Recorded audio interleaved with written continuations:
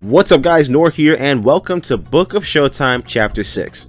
Guys, I'm really excited to be doing Book of Showtime again, and these are the first new chapters for the new channel. So make sure to hit that subscribe button and share with your friends. As always, if you have a topic you'd like me to cover for Book of Showtime, leave it in the comment section down below or anywhere you can reach me, including the new Book of Showtime Twitter and Discord server.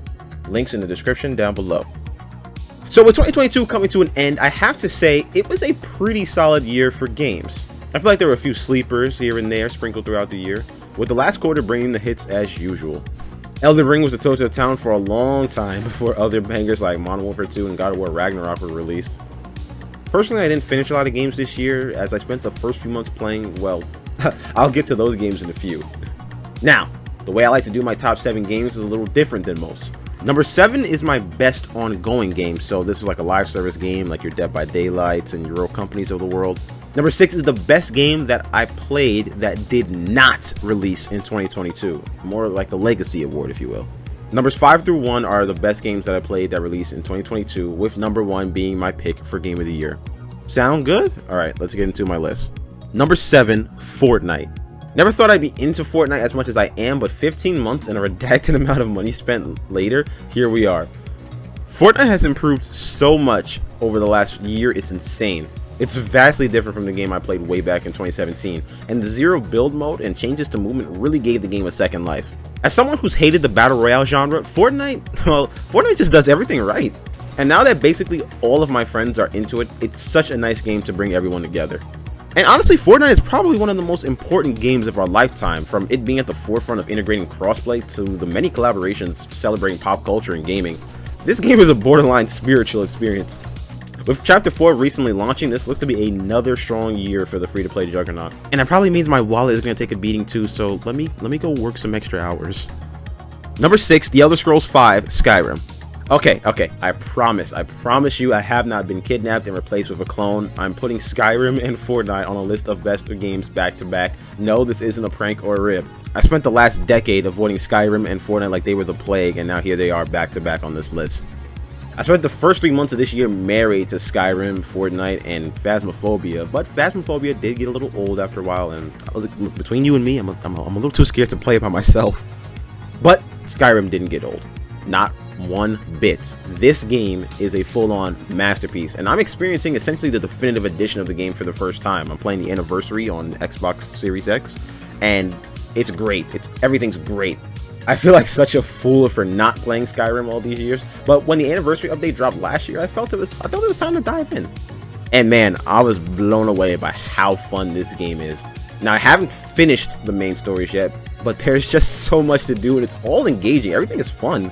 Now, the glitches and bugs that still exist are a pain, yes, and it's upsetting that after 10 years they still exist, but they haven't been anything major, and I still found myself getting lost in the game for hours. And I'm telling my manager, but I actually legit called out of work a couple of times to keep playing whenever I had a night where I just couldn't sleep. That's how good this game is. I gave up the bag to take an arrow to the knee. I put Skyrim on the back burner for a couple of months to give other games a chance when I got my PS5 earlier this year, but now that I'm pretty much done with everything else I wanted to play, Skyrim is absolutely back on the menu. Number 5, Road 96. I was deeply upset that Road 96 didn't get any recognition at the Game Awards, but then again, I never take any award show too seriously. That being said, Road 96 is a beautiful, beautiful game that sank its teeth deep into me. Taking place in the 90s in a fictional country of Petria, ruled by a dictatorship, you take on the role of various nameless teen runaways trying to escape the country one way or another while avoiding police capture or anything else that might come along your path. This hybrid style of a roguelite / pick your path game works to perfection here and really creates a unique gameplay experience not seen in many choice-based games. Road 96 is a special game on its own, but it's really special for these 2 reasons. One, most games, when they're choice-based, a lot of the choices don't really mean anything. Even choices that feel major will eventually be made redundant. I don't get that with Road 96. Everything you do, everything you say has some weight, and it builds to a dramatic and chaotic crescendo where everything you did shapes the future of an entire country. Think about that. 2, this is one of the rare non-horror games that aren't presented as such but embody elements commonly seen in traditional horror games. There are moments with some serious tension in Road 96 when you're trapped in rough situations and saying the wrong thing or not acting quick enough can end really badly, and my heart was indeed racing because when you die, that's it, on to the next runaway. I was staying up real late following the story of Petria and all the colorful characters you can meet. Road 96's unique and charming art style is supplemented tremendously by its masterful soundtrack, creating a game that is just an outright vibe at times. The voice acting does well to bolster its charming cast of characters, and with all the possible outcomes, everyone's playthrough feels extremely unique. This game is on Xbox Game Pass, so if you're a member, you have no reason to not try one of the sleeper hits of 2022. Number 4, As Dusk Falls. Everything that I've said about Road 96 easily applies to As Dusk Falls, so I won't spend too much time talking about it. Choices Matter game with unique art style, tremendous story, great voice acting, and an excellent moments of tension. In fact, the tension created in As Dusk Falls dwarfs Road 96, as this game tells a way more grounded and gritty narrative that pulls no punches. As Dusk Falls is such a gripping game, and like Skyrim, I had to force myself to stop playing at times. After finding out it was launching on Game Pass, I felt obligated to try it as it had a good deal of buzz before it launched, and sure enough, it lived up to the hype. It was a roller coaster of emotions and major twists that really linger with you after you finish playing. Another bonus for As Dusk Falls, it has multiplayer, giving the game a ton of replay value, which is always a major plus in my book. Number 3, Evil West. If I had to describe Evil West in one word, it would be heart. Capital H. This game doesn't have the budget or team size of other games releasing around the same time, but man, the devs poured their souls into Evil West. Everything about Evil West is just outright fun. The combat is deep, and stringing together all the attacks you get as you progress through the story is super satisfying. And it's a game that doesn't try to do too much. Navigating the levels are simple, the story doesn't try to be a deep Hollywood thriller, and all the characters are pretty good and blend together for a very enjoyable cast. The fantasy western aesthetic is really sick too, and all the weapons and enemies really stand out. It's a shame this game didn't get any press, and it's a bigger shame it had to get delayed as it released around some juggernaut games like God of War Ragnarok, but I still hope it sells a lot. I'm definitely going to buy it again at some point, as I really hope we get a sequel or some DLC, because this is a gamer's game. Now, there is a lack of polish, yes, and some bugs, yes, and there's a lack of post-game content, yes, but I mentioned many times about this game, it has serious heart that carries it. Not to mention the campaign is only around 10 hours, and it has co-op and New Game Plus, so there's plenty of replayability, and yet another overlooked banger in 2022. Number 2, Call of Duty Modern Warfare 2. Whereas the previous 3 games were overlooked or flew under the radar, we don't need to build up Call of Duty. Modern Warfare 2 was pound for pound a pure upgrade over its 2019 predecessor. The campaign is easily the best we've gotten, and even though the climax of the game underwhelmed a little bit, each mission had its own unique flair or style of play to it, making this a thrilling globe-trotting affair that stands out from anything we've seen in previous Call of Duties. And man, how well written are the characters? Usually we see Call of Duty just have kind of like the jarhead dude, but over the last couple of years, Call of Duty has been really well written, and it's come full circle here. All these characters have depth to them, and the dynamics that exist between Gaz and Price, Ghost and Soap are really fun to experience as the game goes on. Most Call of Duty games usually have 1 or 2 missions that the game could do without, but every mission feels important in pushing the narrative forward. Most Call of Duty campaigns usually have 1 or 2 missions that the game could do without, but every mission in Modern Warfare 2 feels important in pushing the narrative forward, a sign of the storytelling evolution that the Call of Duty has undergone in recent years. As for the multiplayer, this is close to Black Ops 2 levels of perfection. The weapons customization is really deep and allows you to kit weapons for whatever playstyle you choose. Not to mention, this actually might be the best roster of weapons to date. They all feel good. Everything feels like it has its place in the sandbox. All the maps are solid too, and if they don't work in some modes, they work in others. Except for Border Crossing, that map is just absolutely terrible. And we need to get the Time Stone, and we need to go back and we need to stop the development team from watching Sicario while they were working on Modern Warfare's multiplayer. But I digress. The ground war mode is insanely fun. It's awesome to see third person make a return to Call of Duty. It's been a really long time. Modern Warfare 2 does a lot of things right to make it stand out from previous Call of Duties.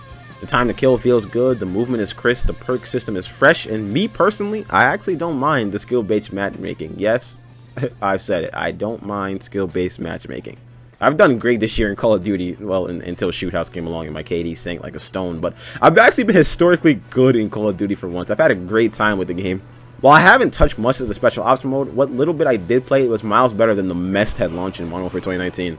Now, because no game is perfect, the multiplayer was and still is missing a lot of quality of life features, some that were promised. And that's disappointing, as games like Modern Warfare 2 have a massive dead team, so there should be plenty of people to cross those T's and dot those I's. But the game is pure fun, and those things can be overlooked. All in all, this is a great game, as each of the modes are fantastic improvements, and you just can't beat that Call of Duty experience, you know. Number 1, God of War Ragnarok. I knew I was getting a great game with Ragnarok, but I didn't know I would be getting an all-time classic. Ragnarok checks off everything.